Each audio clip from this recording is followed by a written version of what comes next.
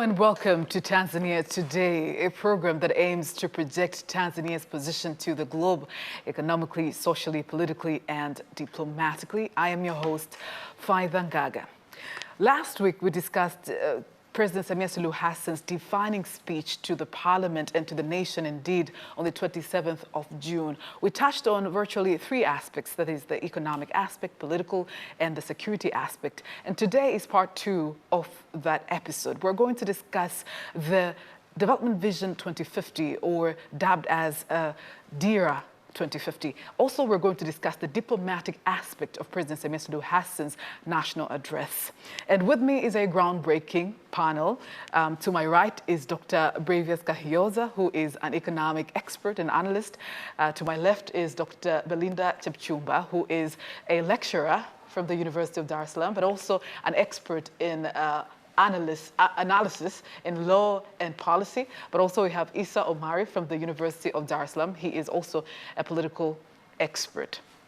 Let's start right away, Dr. Kahioza. Yeah. Let's talk about DERA 2050, Development Vision. It is about to be launched. It is finalized. It is about to be launched later this month. What priorities should we anticipate? And also, in answering your question, how did the previous 2025 lay foundation for this one? Thank you again for having me. It is always my pleasure being with esteemed panelists. And again, of course, I would like to congratulate TBC for the good work you are doing. I think you are not only informing the people, but as Roger Stone, one famous political analyst in the United States, says, you are illuminating the public, and your program is taking shape, and I think you should keep it up.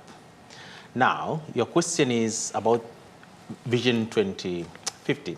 I think there's a lot of issues that we are anticipating, but I would like to highlight some of them which are very critical.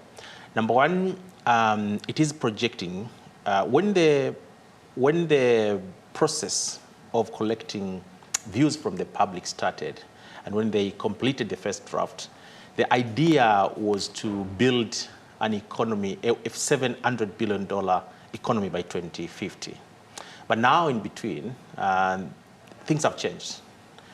We are anticipating that we want to have an economy of $1 trillion by 2050. So you have an economy of $85 billion today.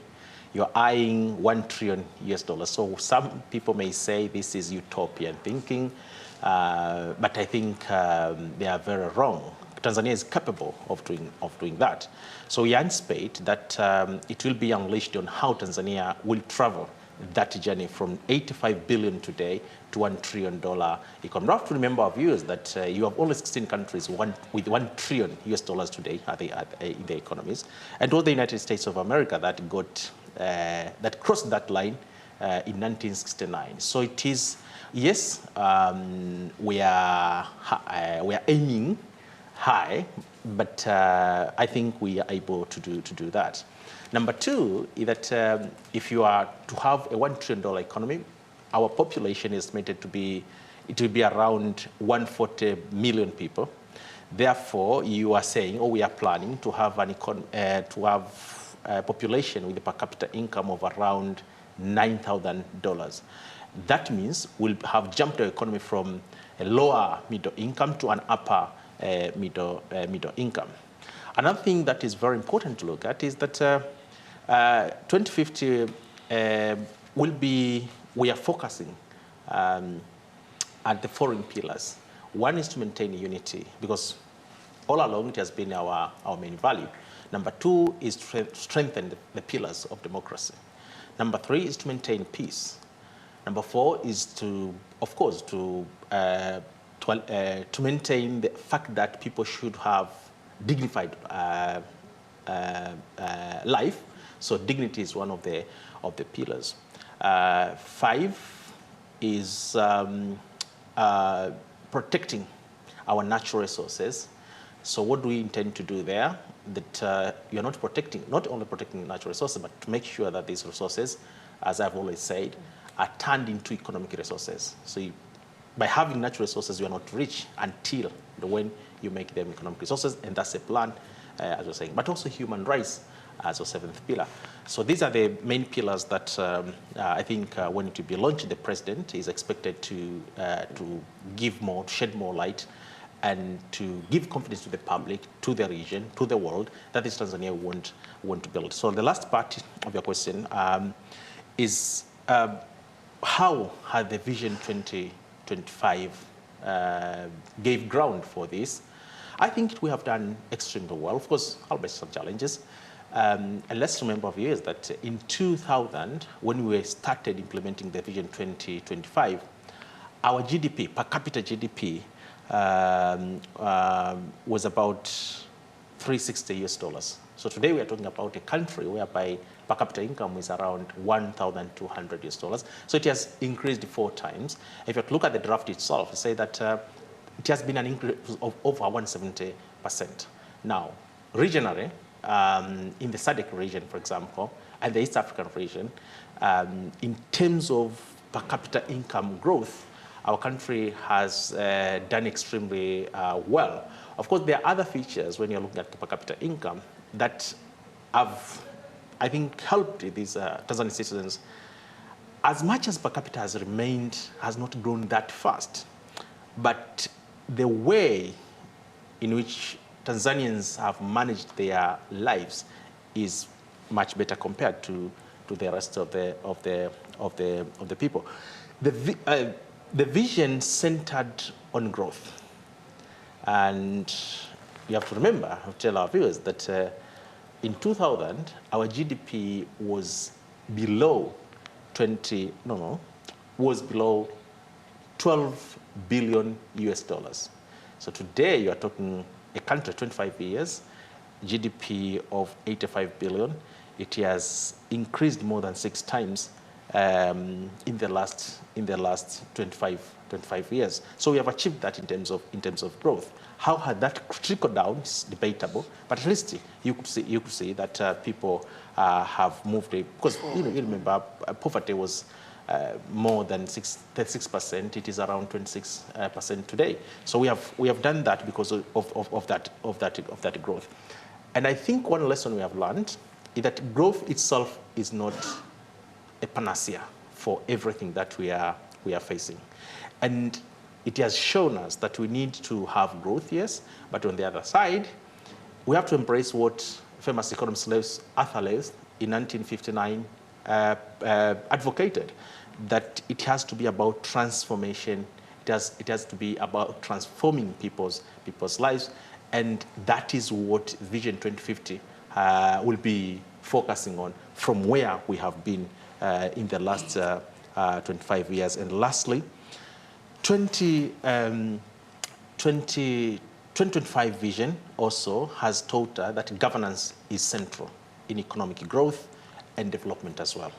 And governance in 2 ways: political governance on one side and economic governance on the other. In economic governance, what we are looking at, what we haven't done so well in the last 25 years, we haven't decentralized the economy.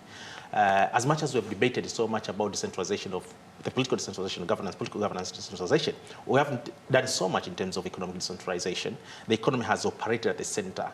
Dar es Salaam, for example, takes about 76% of the whole productivity factor in terms of economic growth. So what economists call total factor productivity, 76% comes from here. And what does that tell you?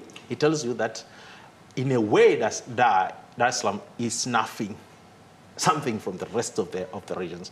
And now we are saying we need to decentralize economics. Of course, we have decentralized politics. Now it is time for economics. So the governance question of the economy, the political governance as well. That's why we're talking about human rights. That's why we're talking about democracy. That's why we're talking about keeping our unity and promoting peace. So there will be an interplay between economic governance and the political governance. We're going to discuss deeply that aspect of governance and the things that now could be improved in order to achieve what is in this vision. We're going to discuss deeply. But what should we anticipate in the 2050 development agenda. Okay, thank you. I want to thank Doctor for laying a foundation on this discussion. And somebody was asking me, what is this Tanzania Development Vision? What is this? And I was telling them that as a country, we need to have a vision of where we are going, a roadmap.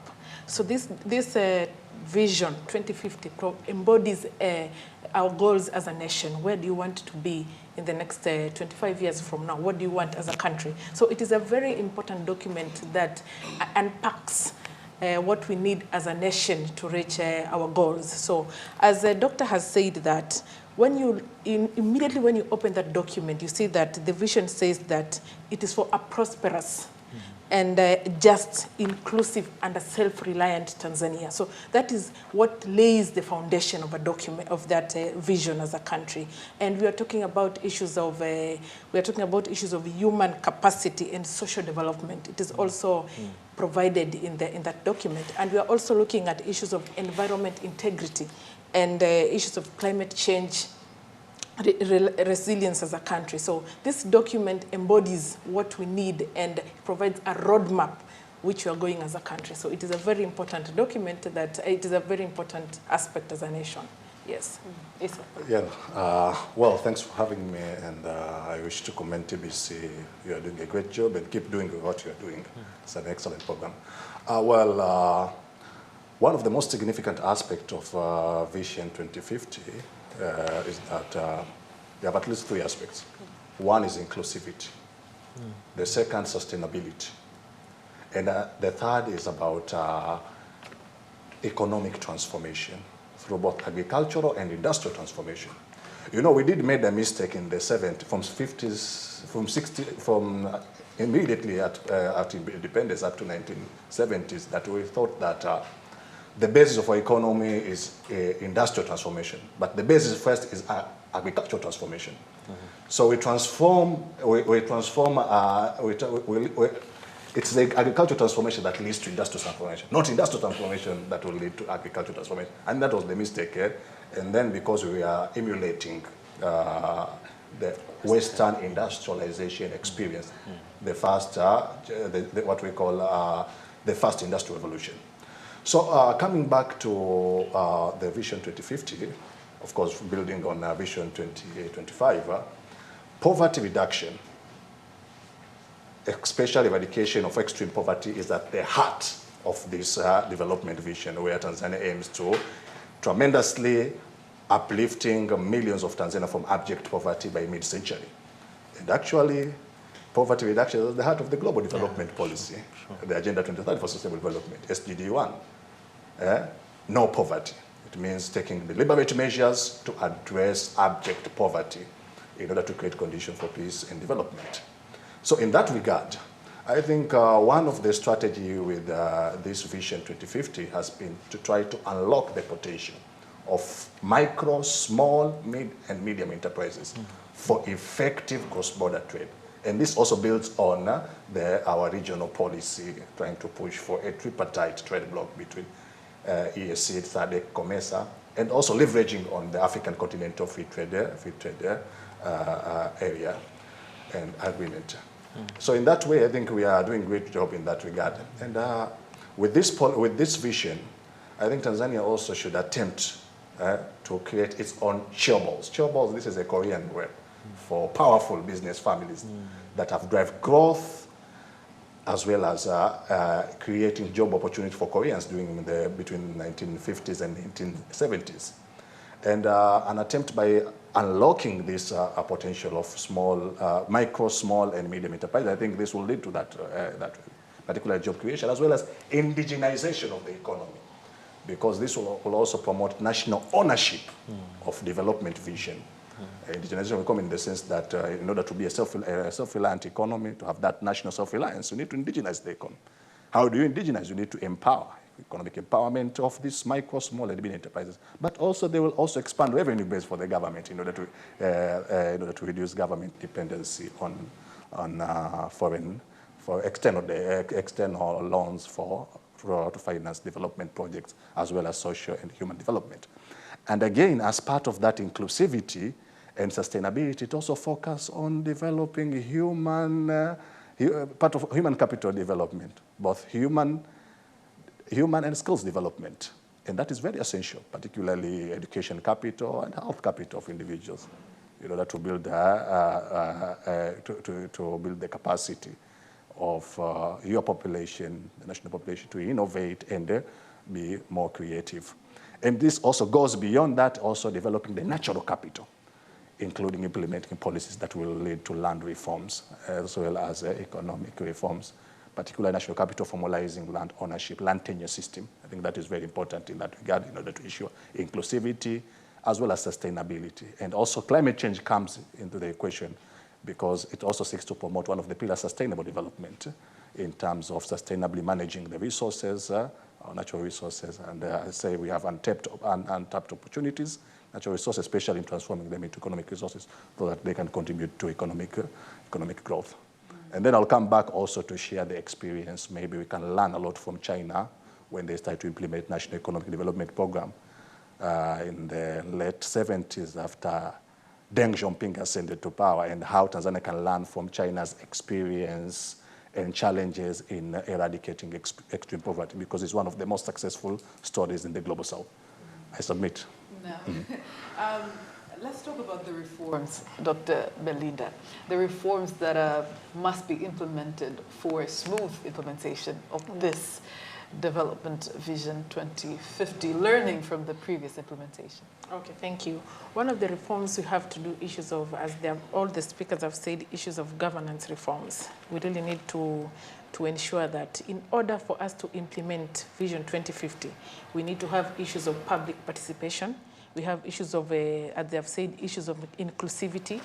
And so we really need to have reforms in terms of laws that ensure freedom for the public to participate freely.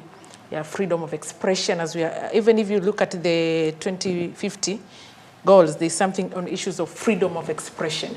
People should be in a position to express and there should be public participation in terms of this.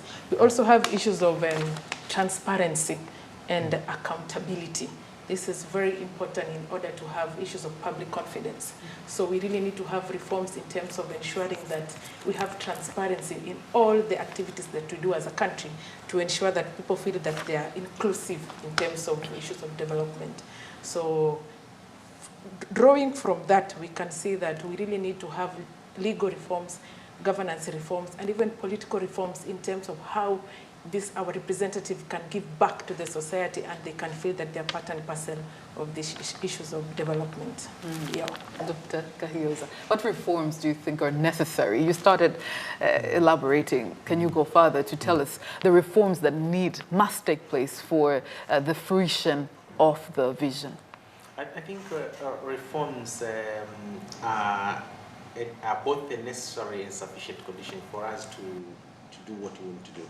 If we want to have to be an upper middle income country, there is no way we have to undergo certain reforms. And I think the president has been very categorical in terms of the reforms. When she came to power, her current goal was that we need to do some reforms. Now, to do better in terms of implementing this vision, that should be a must. What are these reforms going to do? I would like to recall what Machiavelli taught us, that nations must do a certain kind of renewal after some time, and if they don't, they rot from within.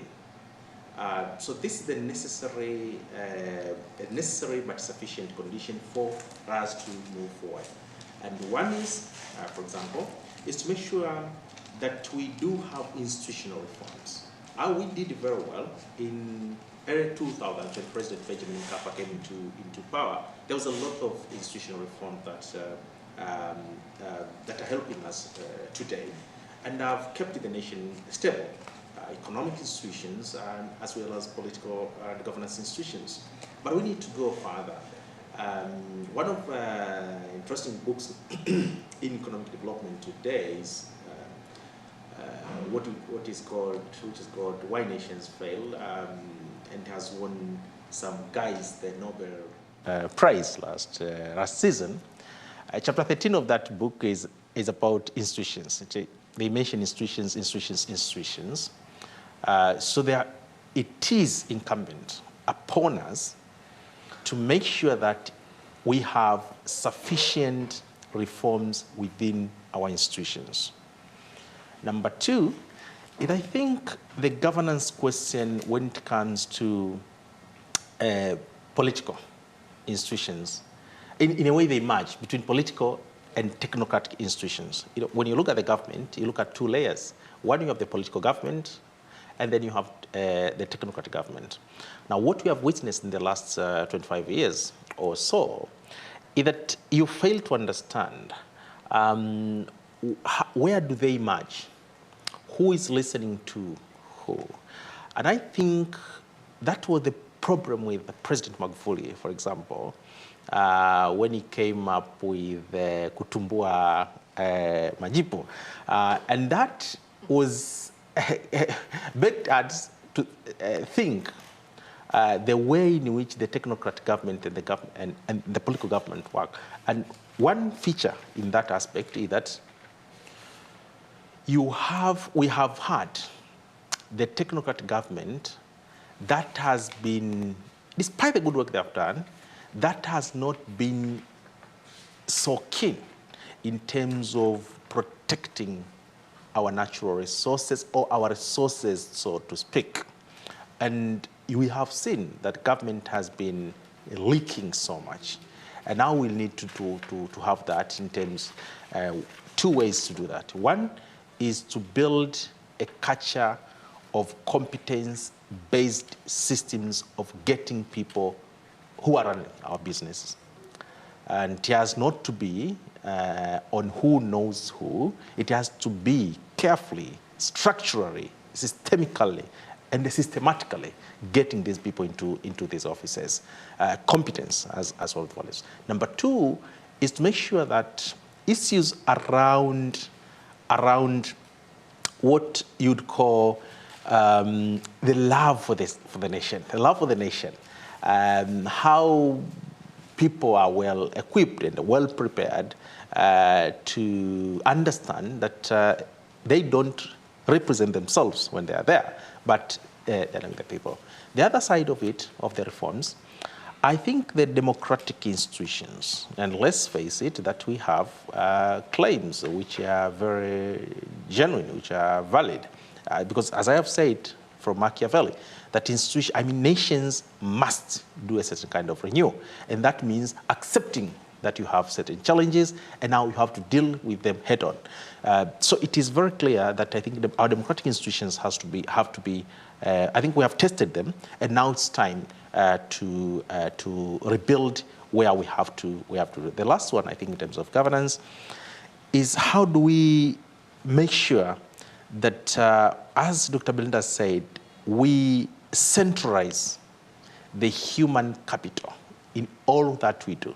Centralizing in terms of empowering, as Issa was saying, skills and so forth, but understanding that you do not have any other important resource other than human beings. So I think the question of human rights, for example, has to be embraced in a way that gives clarity on the pedestals that we want to stand on as a nation. Because if we don't do that, I think it will be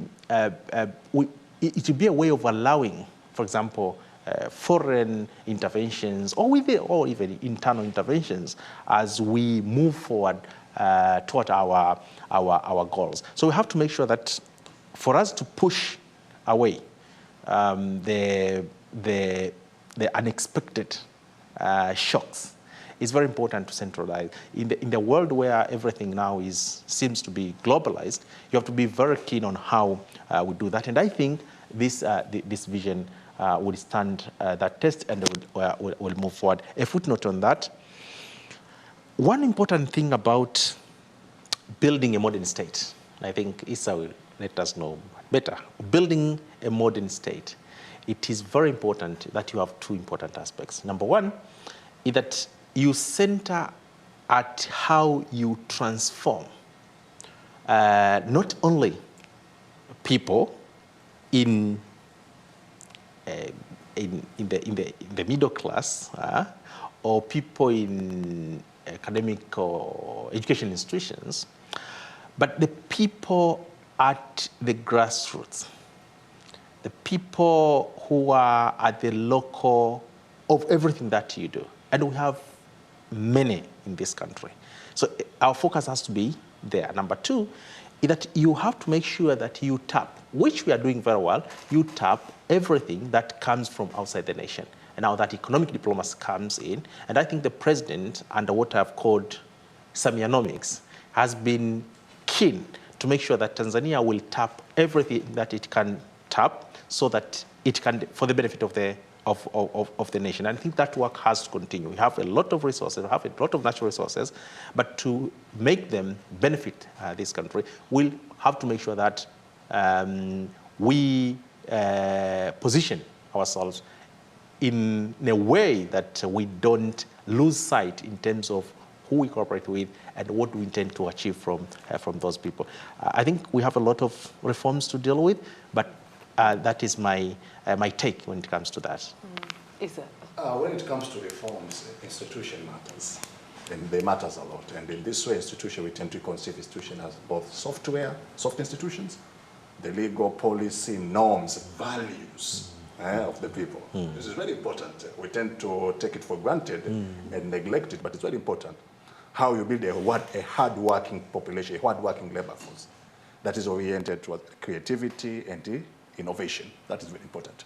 So as part of critical governance reform, as we look forward for Vision 2050 by mid-century, I think one is to embark on devolved governance. The current system that we have as part of the multi-level governance, we have a parallel structure. First, you have the central government, which is extended up to the division level, where you have division officer. But also you have local government authorities, both urban authorities and district authorities. And this is by devolution, decentralization by deconcentration, not devolution. We have two forms of decentralization. We need to decentralize governance, because otherwise it will be very difficult with the growing population. By 2050, we'll have a huge population. So we need to treat local authorities as partners, not as agents of the central government, to give them more autonomy, financial autonomy, but autonomy also in implementing projects. Strategic bodies should remain with the central government, but there are other projects, particularly which relates to human development, they should be there. Therefore, it's very important to embark on decentralization by devolution. And this, I think this idea, it's often pushed also by ALAT, Association of Local Authorities in Tanzania. They're also trying to look forward to have more autonomy in managing that.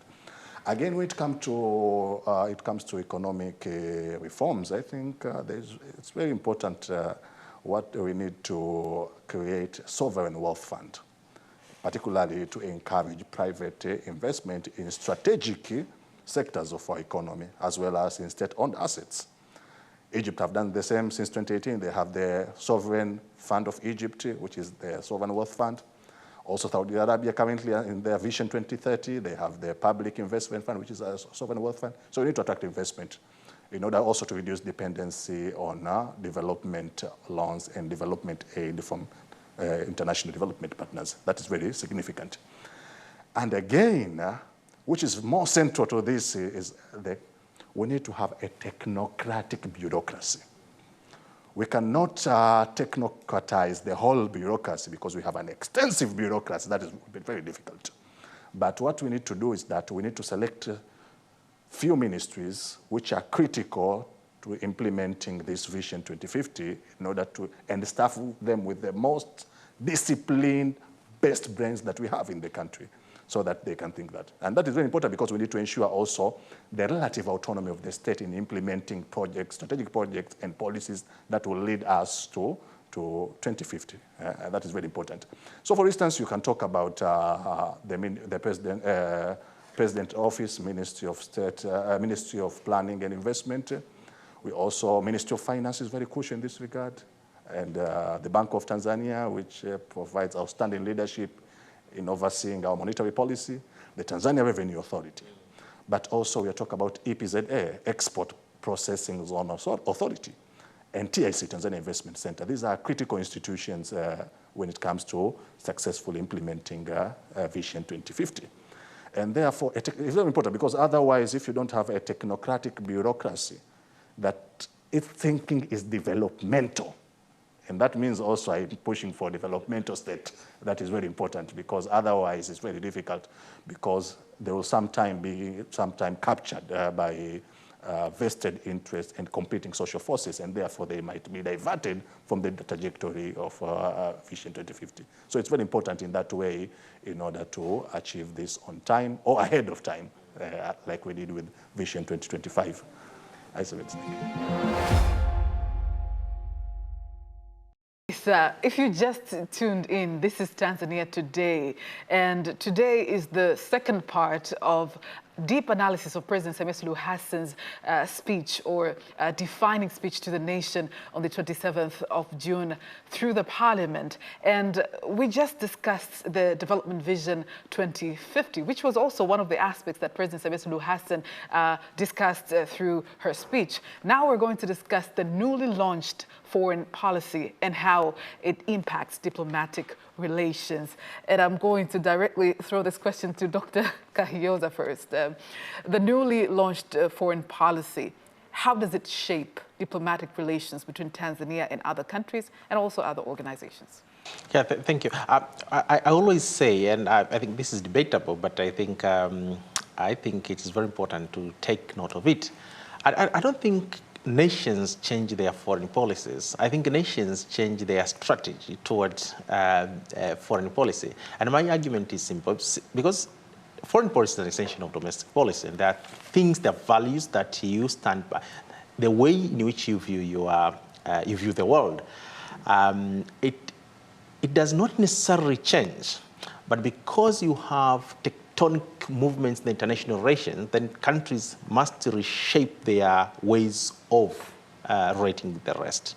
So I would like to submit to Faith and the rest of the viewers that Tanzania, yes, has done some reforms in terms of its foreign policy. It is trying to have a strategic shift towards getting what it wants to get. And to me, there are three important things in that aspect. Number one, that you see in the last 10 or so years, the fastness in which the multipolarity of the world has happened has never been witnessed before. And this has two consequences in the internal aspect. One is that the way in which you govern natural resources now has extremely changed because of multipolarity at the global level. And two, meaning that the aspects of values, culture, and the rest comes in fast. And this means you have nations, you have states that are the practice of eroding their cultural values. And that's why in the Vision 2050, we are putting the question of culture at the center, at the center of it. And if you look at this new foreign policy, it's trying to make sure that these two aspects won't be, the cultural question won't be eroded because of the tectonic movements, because of what is happening in the world. And today you could say what is happening, for example, between China and the United States. You're seeing what is happening with the BRICS and the way things are moving. But now in terms of resources, for example, it is argued that there is a lot of capital at the global stage. Now, who gets that capital is upon how you formulate your foreign policy to capture those. And I think this new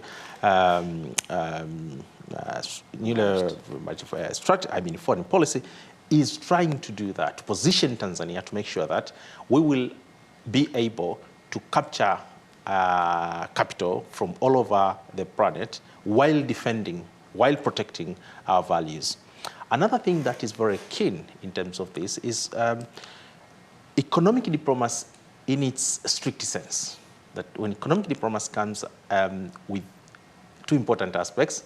One is that you have to move with speed and accuracy in terms of how you tap the potentials from the natural resources of your country. But because the economy is globalized, you have to make sure that within that, you are not losing so much, because that's what we faced in the last 3 or 4 decades. And this foreign policy is trying to do that. And two, in that aspect, is that it is clear in this particular foreign policy that Tanzania will be not only positioning its aspect of running its economy from the Pan-Africanist aspect of it, but in a Pan-Africanist way in which we see our fellow Africans as not part and parcel, but at the center of everything that we want to embrace when it comes to economic trajectories,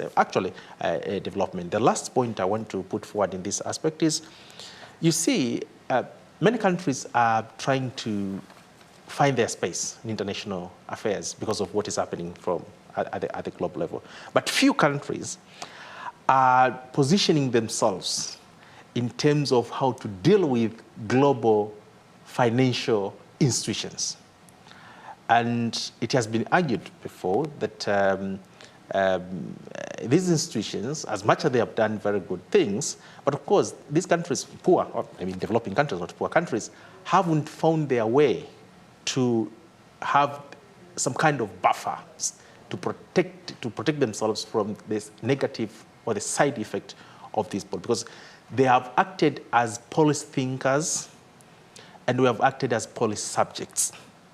And I think within this newly formulated policy, Tanzania is trying to say, no, we think well in terms of our policies. We are policy thinkers, we are policy implementers, and therefore we want to be policy subjects because it's we Tanzanians who understand how things should move.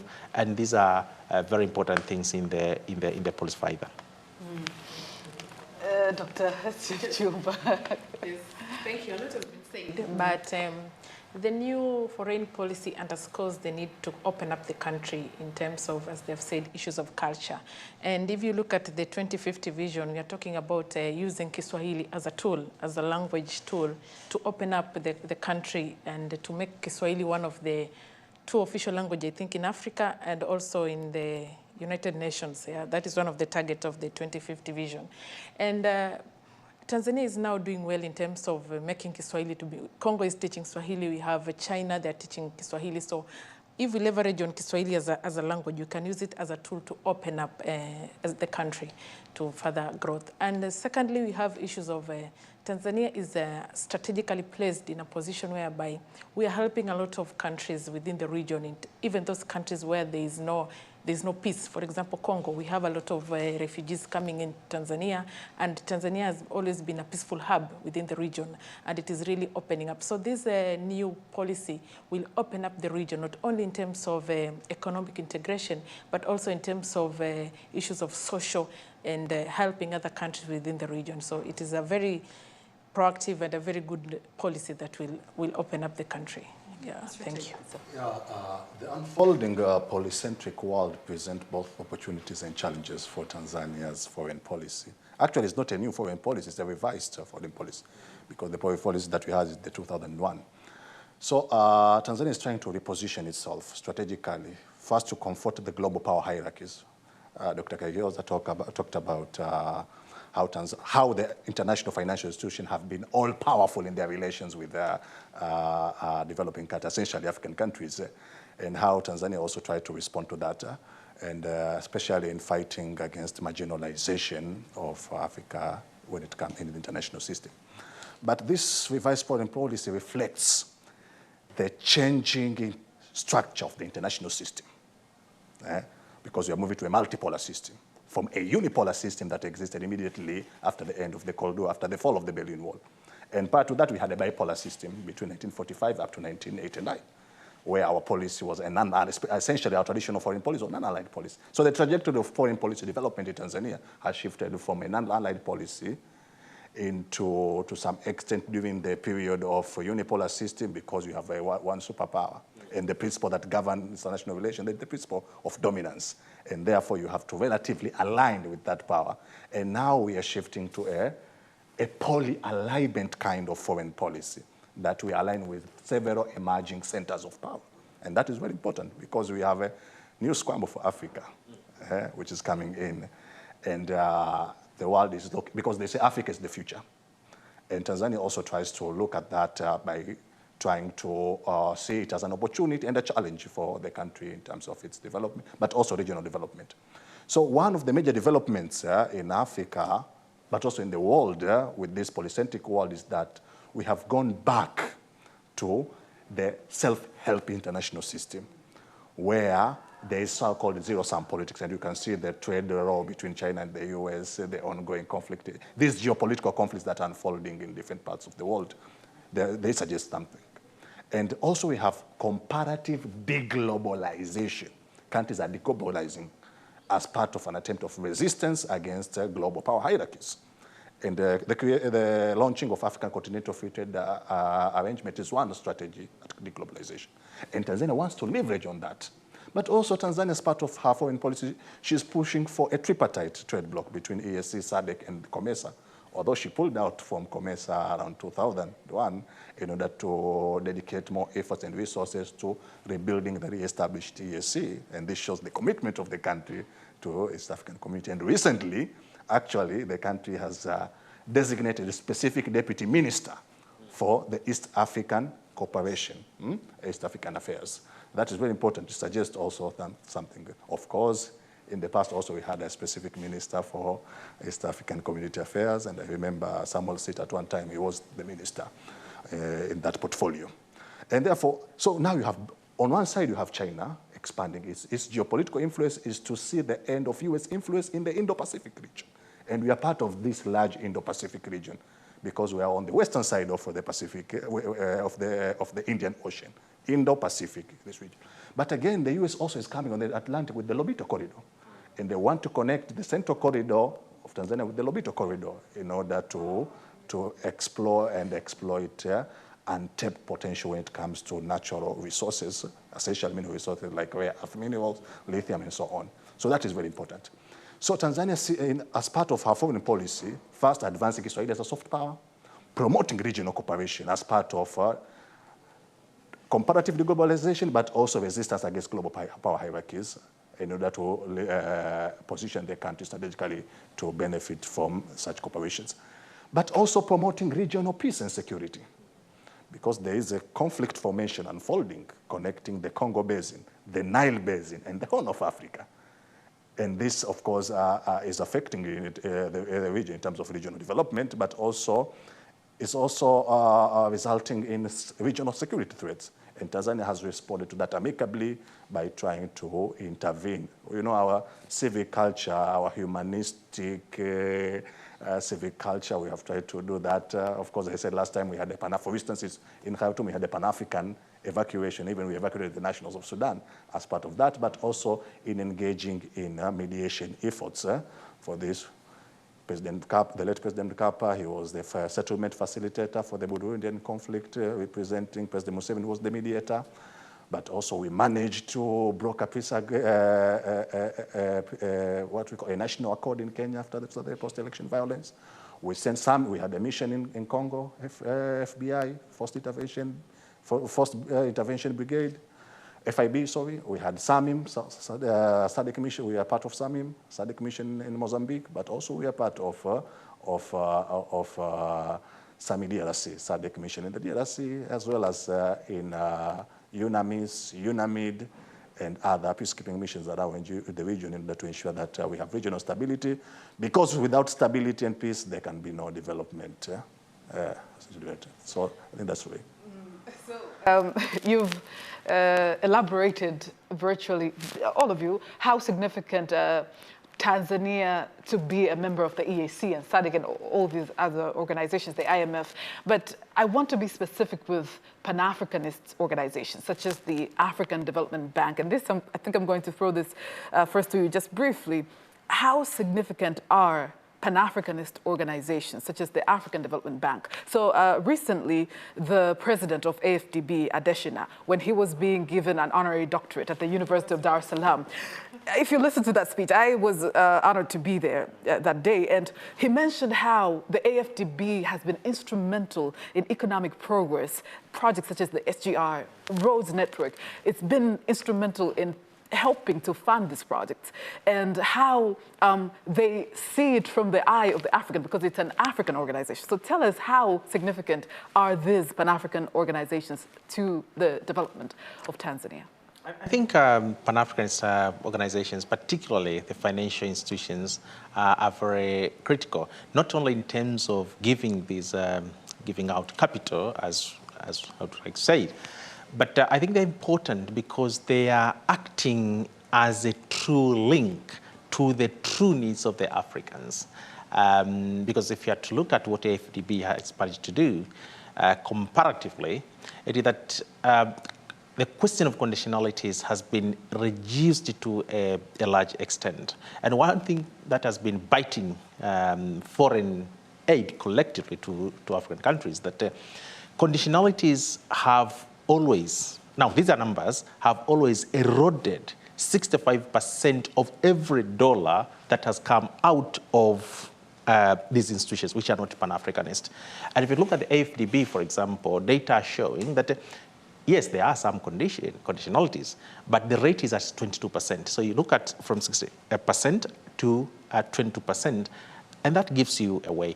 Number two, is that to a certain extent, these seem to understand better the true ways of Africa's development. Because you see, yes, there are things we agree, that whether in Europe, America, or any other place, fundamentals of development are the same.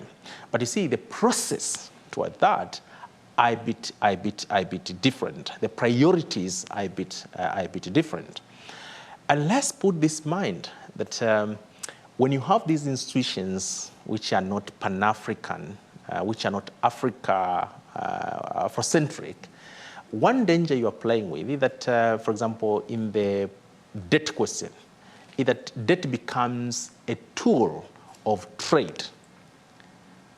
And then what happens is that you will always be in that cycle of public debt, not because you want to, but because the system is designed to do that.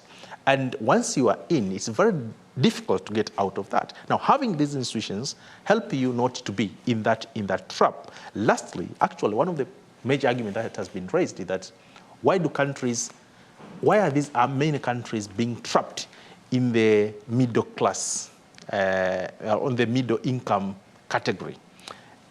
At the top, at the apex of these factors are financial development institutions which are not Afrocentric, if you are talking about Africa, or which are not developing countries rated in that aspect. So I would like to say that is a subject I think that we will have to critically, I think, do a diagnosis about in the future, and lay it bare that yes, we need these Pan-African institutions if we are to be self-reliant, and if we are to achieve prosperity as Africans are desiring to. I think Dr. Kioza is making a good point because you remember these countries are trapped, heavily indebted, particularly from the 1970s up to when HIPC came in, Heavily Indebted Poor Countries Initiative, which started in 1996. And actually there are serious conditions that were attached to it, and that of course resulted even to AIDS crisis of legitimacy, particularly in Africa and elsewhere in the global south. And then in 2005 we had MDRI, Multilateral Debt Relief Initiative by the G8, by then G8, now G7, because before Russia suspension. But I want to look at it in such a way that I think there is the problem with sustainability of FDB, because recently, as part of the U.S. policy shift when it comes to Africa, U.S. foreign relations on Africa, President Trump now is moving to some kind of increasing emphasis on development aid towards emphasis on trade, and he's trying to reduce U.S. investment in FDB. You know, one of the problems is that, which is why I think the Pan-African adjective is very problematic and contested, because most of those who have invested in the Africa Development Bank are actually global north, the global north, and particularly countries from the west. And therefore, the sustainability then is at threat because if Trump is going to withdraw a lot of resources, particularly the US investment in FDB, then that will have a problem when it comes to it. But FDB have contributed a lot in investing in public infrastructure in Africa and in Tanzania, especially, for instance, in Dodoma, they are constructing the outer ring and the inner ring roads that are funded by FDB, as well as I think there is some funding that came from FDB to fund the construction of Msalato International Airport, I think, to some extent. And there was a UN Human Development Report, I think 1999 Human Development Report, that showed that most of the African countries were spending more on servicing public debt rather than investing in health and education. And because of that, you had that, we had a lot of problems when it comes to debt crisis, and we had to, we are sorting debt relief from major lenders. But FDB had tried to help a lot these countries in order to build public infrastructure and in trying to transform the economy so that they can not only service debt, but also they can be self-reliant. But we need to take ownership now of FDB, otherwise the sustainability is at threat, and therefore this also presents a new challenge for Tanzania and the rest of our African peers. Thank you. But just to be again, qualified, he's making a very important point. But it is not that Africans cannot do that. I think from that Pan-Africanist sense of doing things, if Africans decide to do that, they can take ownership. Now, what we should be calling out is that that parochial thinking of these nation states in Africa in terms of economic matters has to end if they decide deliberately doing that. I was listening to Aliko Dangote a few days ago. He was interviewed in Nigeria. And his argument is very clear. He said, look, Africa can do what it wants to do in terms of owning capital in the next 10 years if we decide to do so. And these countries can do that. Now, I want to cement on the argument that, yes, the question of sustainability has to be looked into because a lot of funds is coming from the rest. But it is not because we cannot do that. It is because we are confining ourselves in our parochial interests. And that's what the Mwalimu, the Nkrumah, and the rest wanted Africa to be. And we are missing that today. And we have to do as quick as possible if we are to turn the invisible hand from the global north. Dr. Bleda, what's your take on that? As we try to conclude, just shortly, what's your take? The Pan-African organizations, how can they be instrumental in the development of not only Tanzania, but the whole continent? I think I concur with both the who have contributed and saying that we have to own it. We have to own it as Africa and be part and parcel of the whole process, yeah. Yes. And we need to, as you said, our parochial culture and tendency, we need to get over the Francophone, Anglophone, Lusophone divide, because this has been divided even in the AU.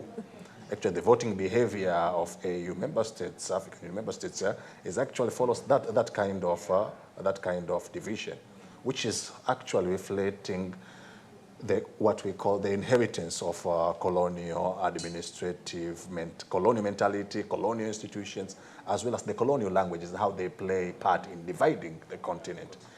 Because the continent has to be a unified bloc, particularly in order to reposition Africa in the global power hierarchies. Otherwise, we'll continue to lag behind and will be objects the international system rather than being subjects of the international system, international relations in that way. That is very important in order also to prevent how this international financial institution, how they are becoming all-powerful, trying to impose.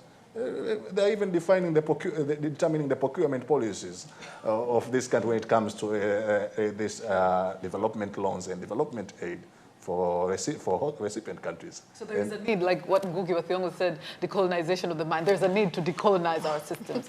Maybe that should be a topic someday. Yeah, sure. In fact, they are saying that you cannot decolonize our economies if we are not decolonizing the thinking towards our economies. Yeah. So we need to do that, as Ngugi is saying. One of the problem, especially on that, I think, which is why I was trying to champion for a technocratic bureaucracy, is that we need to avoid outsourcing our thinking. Because we have succumbed several times to false paradigm development, that our development policies are often determined. We need to assert control over our development policies, so that in a global context that is shaped by both modernization, dependence, and neoliberal dynamics. Because we experimented with the Washington Consensus but failed, and now we are in the post-Washington Consensus, and the Vision 2050 is part of that vision, post-Washington Consensus, bringing the state the role of governance and institution into Thank you very much to all of you for this very hot discussion. This is the end of the show. We still have a lot to discuss, but time is not our friend. So today we discussed the remaining part of President Samia'S Hassan's speech, and we basically looked at the aspect of DIRA 2050, or Development Vision 2050, and also we looked at the diplomatic ties between Tanzania and other nations, but also between Tanzania and other international organizations, and we looked at even the Pan-African organizations, and I'm sure you have learned a lot, as myself I have. My name is Faida Ngaga. Until next time, stay tuned to TBC One for more programs. Goodbye.